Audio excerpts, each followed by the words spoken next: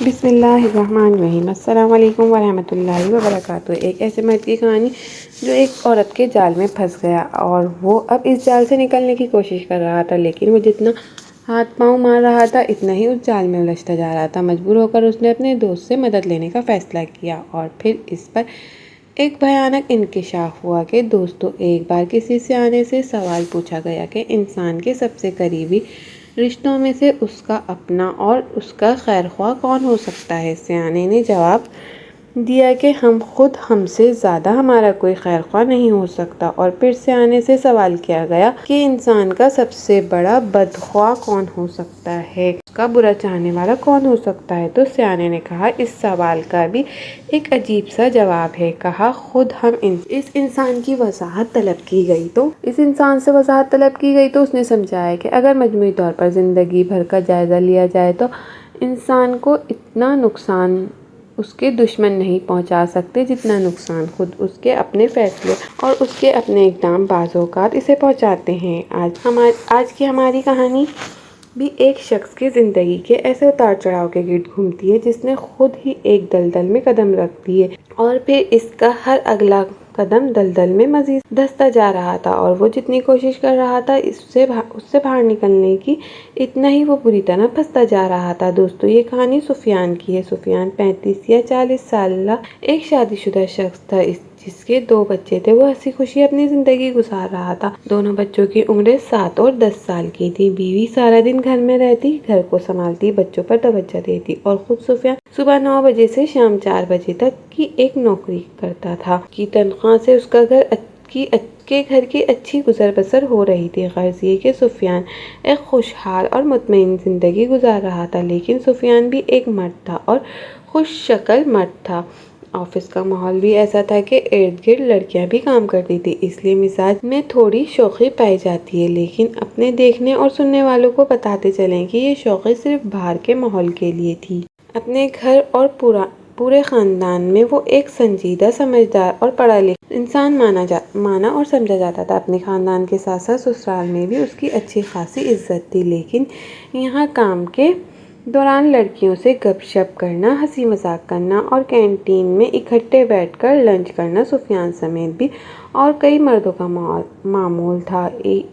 ایک شوخ اور دل پھینک مرد ہونے کی وجہ سے سفیان خود تو لڑکیوں کی طرف متوجہ ہوتا ہی تھا، لیکن بعض اوقات خواتین بھی ایسی مل جاتی تھیں جو کھل کر بات چیت کرنے میں، ہنسی مذاق کرنے میں اور دوستیاں نبھانے میں کو برا محسوس نہیں کرتی تھی۔ ایسے میں تو سفیان جیسے مردوں کی چاندی ہو جایا کرتی تھی۔ اسی طرح سفیان کی زندگی میں شب و روز گزر رہے تھے کہ اچانک اس کے آفس میں نورین کی آمد ہوئی۔ نورین کی آمد سے دفتر کا ماحول جیسے ایک دم سے بدل گیا تھا، بلکہ اکثر لڑکے تو آپس میں بیٹھ کر سرگوشیوں میں باتیں کرنے لگتے کہ نورین کی آمد دفتر میں جیسے باہر کا جھونکا ثابت ہوئی ہے۔ نورین ایک بڑی شوخ و چنچل اور زندہ دل سی لڑکی تھی۔ اللہ تعالیٰ نے اسے بے پناہ خوبصورتی سے نوازا تھا، اور اس خوبصورتی کو چار چاند لگانے کے لیے وہ فیشن اور میک اپ کا سہارا لیتی تھی، اور جب یہ سارے لوازمات مکمل ہوتے تو وہ آفس میں موجود مردوں کے دلوں پر خوب بجلیاں گراتی۔ پہل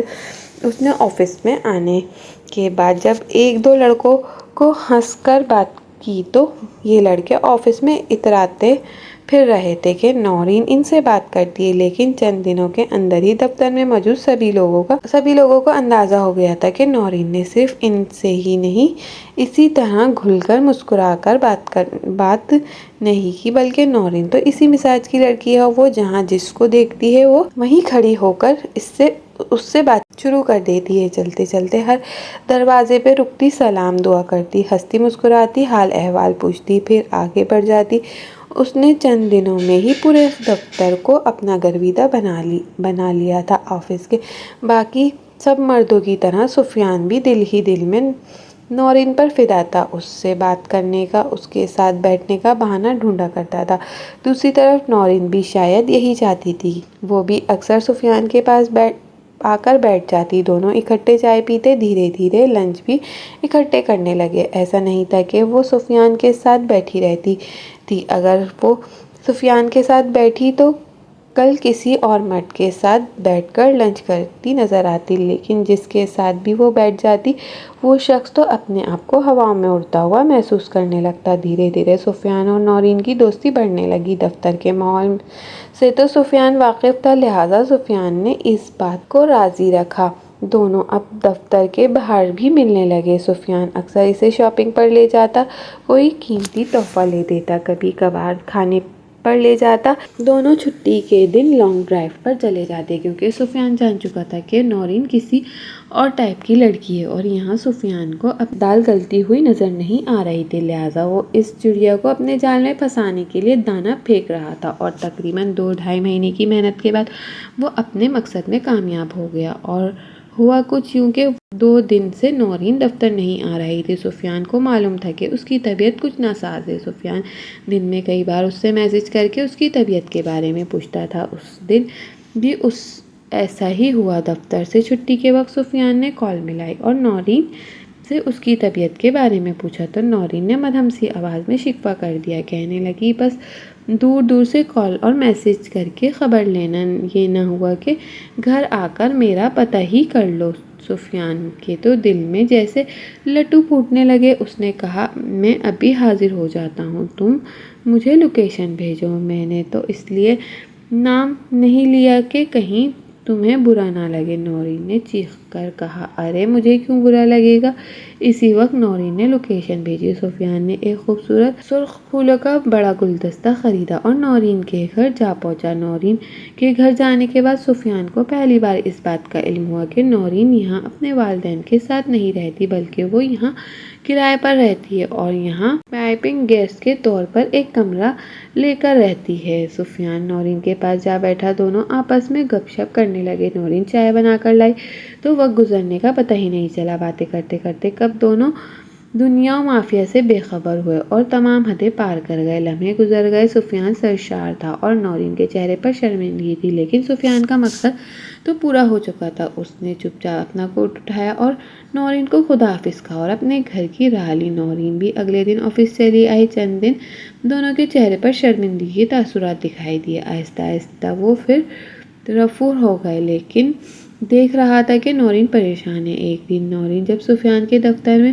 اس کے پاس بیٹھی تھی، آخرکار سفیان نے وہ سوال پوچھ ہی لیا، لیکن جیسے ہی سفیان نے نورین سے یہ سوال کیا، کیا بات ہے نورین، تم کچھ پریشان نظر آ رہی ہو، یہ سوال سنتے ہی وہ فوراً ہی نورین کی آنکھوں میں آنسو چمکنے لگے۔ سفیان گھبرا گیا، وہ فوراً اپنی جگہ سے اٹھا، نورین کے کندھے پر ہاتھ رکھ کر تھپتھپاتے ہوئے تسلی دی اور کہنے لگا ارے ارے رو کیوں رہی ہو، مجھے بتاؤ کیا ہوا، میں ہوں نا۔ اور پھر نورین نے جو بات بتائی اسے سن کر سفیان کے پیروں تلے زمین نکل گئی۔ نورین نے کہا اس دن جب سفیان اس کے گھر آیا تھا تو نورین کے منگیتر کو بھی اس بات کا علم تھا کہ نورین کی طبیعت خراب ہے۔ وہ بھی اسی وقت نورین کی خبر لینے کے لیے اس کے گھر آ رہا تھا۔ باہر سفیان کی گاڑی کھڑی دیکھ کر اسے شک گزرا کہ گھر میں کون ہے۔ اس نے کھڑکی سے اندر جھانکا اور پھر اندر کے تمام منظر اس نے اپنے موبائل کے کیمرے میں ریکارڈ کر لیے ہیں۔ اب وہ نورین کو بلیک میل کر رہا ہے، اور تو اور اس نے نورین سے سفیان کا نمبر بھی لیا ہے۔ سفیان نے گھبرا کر نورین کی طرف دیکھا اور کہا لیکن آخر وہ چاہتا کیا ہے؟ نورین نے کہا 15 لاکھ روپے۔ 15 لاکھ روپے مانگ رہا ہے سفیان۔ اس کا کہنا ہے کہ اگر یہ رقم نہ دی گئی تو وہ یہ ویڈیو میرے تمام خاندان کو دکھائے گا اور تو اور انٹرنیٹ پر بھی اپلوڈ کر دے گا۔ سفیان کا رنگ زرد پڑنے لگا۔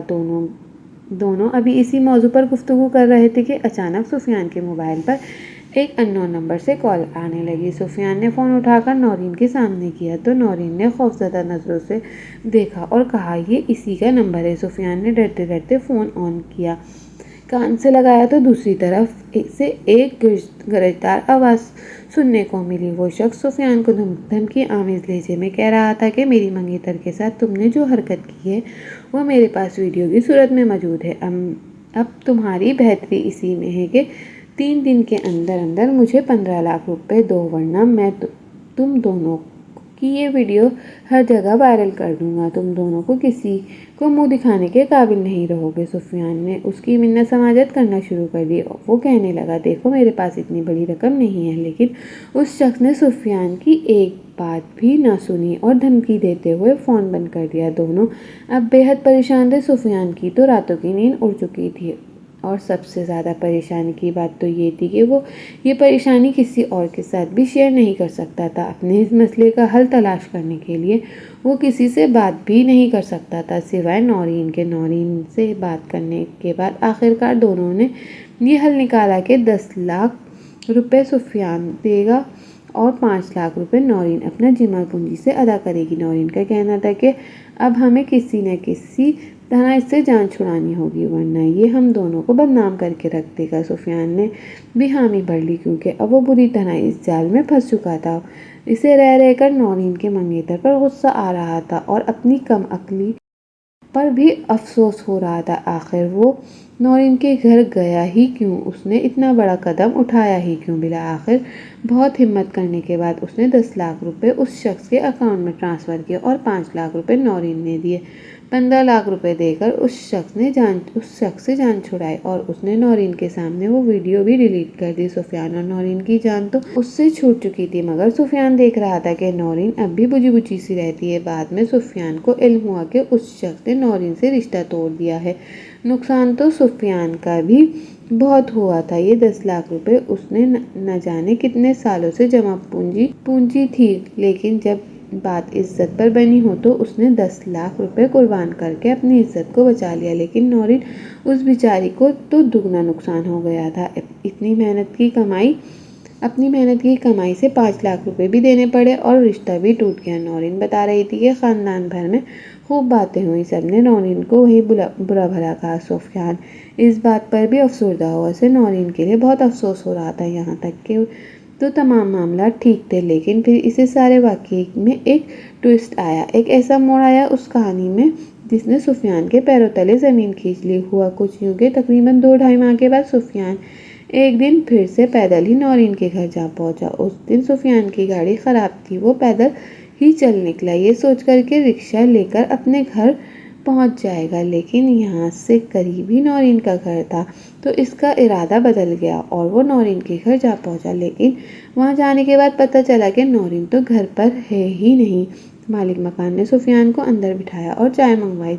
دونوں آپس میں گپ شپ کرنے لگے۔ اسی دوران باہر موٹر سائیکل رکنے کی آواز آئی۔ جہاں سفیان مالک مکان کے ساتھ بیٹھا تھا وہاں مین دروازہ کھلا ہوا تھا لیکن سامنے جالی کا دروازہ بند تھا اور اس جالی سے باہر گلی کا منظر نظر آ رہا تھا اور سامنے جو منظر تھا وہ سفیان کے لیے بہت حیران کن تھا کیونکہ نورین اسی شخص کے ساتھ موٹر سائیکل پر آئی تھی جسے نورین اپنا منگیتر بتاتی تھی اور دونوں موٹر سائیکل سے اترے اور سیڑھیاں چڑھتے ہوئے اوپر چلے گئے۔ مالک مکان سے سوال کیا، یہ شخص نورین کا منگیتر ہے جو ابا؟ مالک مکان نے مسکراتے ہوئے نفی میں سر ہلایا اور کہنے لگے، ارے نہیں بیٹا، منگیتر نہیں، یہ تو نورین کا شوہر ہے۔ سفیان آنکھیں پھاڑے اس کی طرف دیکھ رہا تھا۔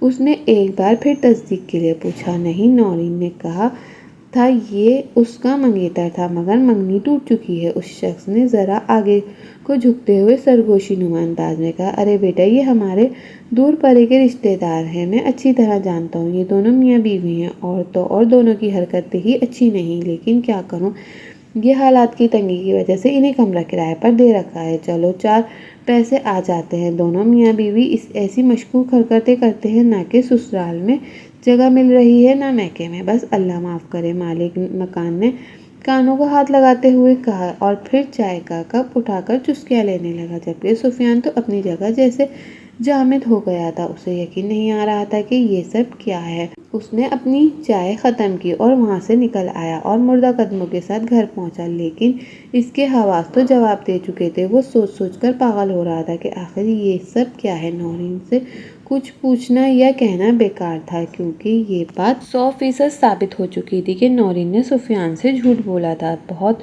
سوچ بچار کے بعد سفیان نے اپنے ایک دوست کو اس راز میں شریک کرنے کا فیصلہ کیا اور پھر دونوں دوستوں نے نورین اور اس کے شوہر کے متعلق تحقیقات شروع کر دی۔ اندر ہی اندر انہوں نے ان دونوں میاں بیوی کے بارے میں ساری معلومات اکٹھی کرنا شروع کی لیکن ابھی 1 مہینہ ہی گزرا تھا کہ نورین نے آفس آنا بھی بند کر دیا۔ پتہ چلا کہ وہ استعفیٰ دے چکی ہے۔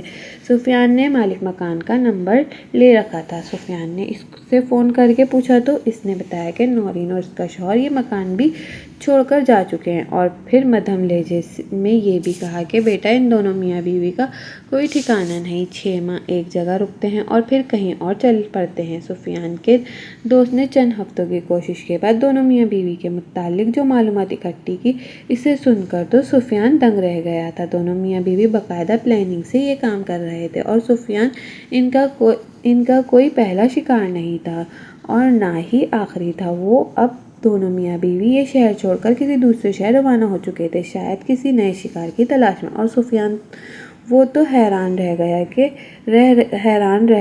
رہ کر افسوس ہو رہا تھا کہ ایک نورین کس قدر چالباز لڑکی تھی۔ اپنے شوہر کے ساتھ مل کر وہ اس قدر گھناؤنا کھیل کھیل رہی تھی۔ 15 لاکھ کی ڈیمانڈ کرنے کے بعد اس نے سفیان سے 10 لاکھ روپے نکلوا لیا تھا، یہ کہہ کر کہ 5 لاکھ میں اپنے پاس سے دے دوں گی۔ اور سفیان کو اپنی عقل پر افسوس ہو رہا تھا کہ وہ کیسے ایک عورت کے ہاتھوں بیوقوف بن گیا۔ اب سارے معاملات کو گزرے تقریباً 6 ماہ ہو چکے تھے۔ سفیان کو اب ان دونوں میاں بیوی کے بارے میں ساری معلومات بھی مل چکی تھی، ان دونوں کے نمبرز بھی تھے اور اس مالک مکان کے ذریعے وہ ان دونوں کے گھروں تک پہنچ بھی سکتا تھا۔ پھر بھی سفیان خاموش رہا کیونکہ اسے اپنی عزت پیاری تھی، وہی عزت جسے پیروں تلے روننے کا انتظام بھی اس نے خود کیا تھا۔ اب اسی عزت کو بچانے کے لیے اس نے خاموشی اختیار کر لی۔ اب جب اس نے اپنے بچوں کی طرف دیکھا اور اپنے پرسکون گھر کی طرف دیکھا تو اپنے خاندان اور سسرال میں اپنی بنی ہوئی عزت کی طرف دیکھا تو اس نے خاموش رہنے کا ارادہ کیا، کیونکہ وہ جانتا تھا کہ اگر وہ پولیس کو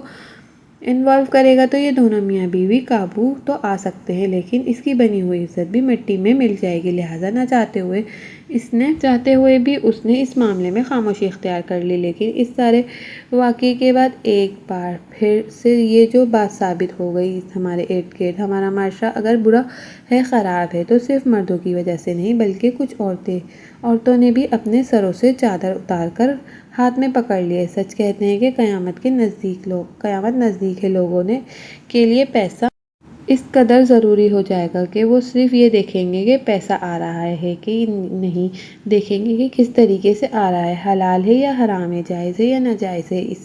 اس دعا کے ساتھ اس کہانی کا اختتام کرتے ہیں کہ اللہ تعالی ہم سب کو حق حلال کی روزی کمانے کی توفیق عطا فرمائے، آمین۔ ناظرین، مزید اس طرح کی سبق آموز کہانیاں اور سچے واقعات سننے کے لیے ہماری ویڈیو کو لائک کریں، شیئر کریں، ہمارے چینل کو سبسکرائب کرنا مت بھولیں۔ شکریہ، اللہ حافظ۔